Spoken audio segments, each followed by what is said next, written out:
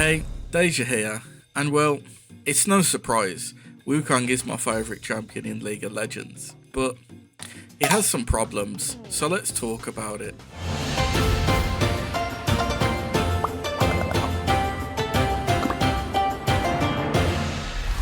See, Wukong is based on the Chinese mythological character Sun Wukong from the book Journey to the West. Well, that's pretty much where the similarities end. Wukong's lore has been the same pretty much since his release back in Season 2. He gets exiled from his tribe due to his tricks and causing trouble, meets Master Yi, and eventually trains under him. Once he is trained, they begin to journey across Ionia, stopping any Noxian invaders they come across.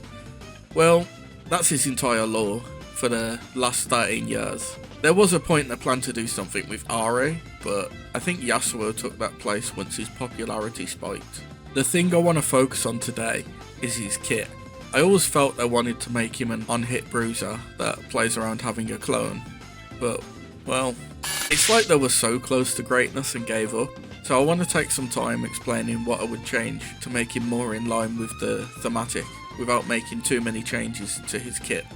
Let's start with the passive, and honestly I think the passive is fine in its current state. It stacks quickly, and thanks to the stacks falling off one at a time, you can regen a fair amount. As for his base stats, I would buff the base armor and MR, putting armor at 34 start and MR at 32. This would put his stats more in line with other bruisers. His Q is pretty solid, and I'm happy with how it is. If I were to make any changes, I would take the Wild Rift approach and up the overall damage and scaling, and give it a passive to do 50% more damage every so often, but remove the armor shred. I'd also consider giving it a small slow effect, so you have some pre-6 CC, but I don't think any changes are realistically needed. The W I would change quite a bit, so right now it's quite overloaded, so I'd look to simplify it a little. Remember his old W? You would summon a clone that explodes on death, go invisible for 1.5 seconds, and that was it. Well, I'd take this approach, but updated. You leave a clone that auto-attacks nearby enemies, prioritising your targets, go invisible for 1 second, and can wall hop. This way, it's similar to his old, less complex W, but retains the core parts of his current W. I'd also remove the clones mimicking his skills.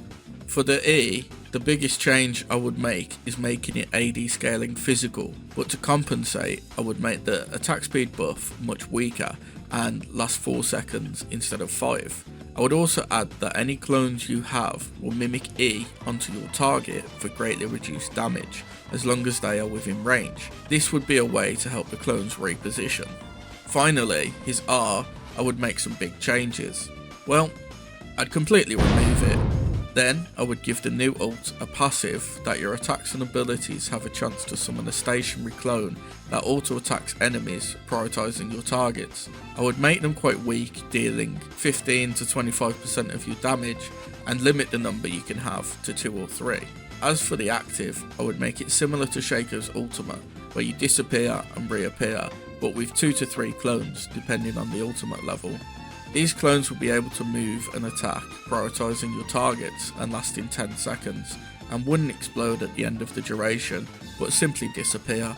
For those of you who've played Dota 2, I wanted the changes to be a mix of Phantom Lancer and Monkey King, where you can summon clones that are a minor annoyance and a slight damage buff for you.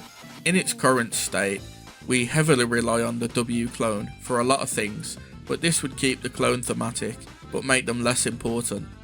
There are a few changes I would like to include as well, such as the clones being able to crit and apply on-hit effects. One main change I would make is if Wukong uses W and you are right-click chasing or about to auto-attack him, then it gets redirected to the W clone, as in the current game you will just have your movement or auto-attack cancelled, making it blatantly obvious he used W.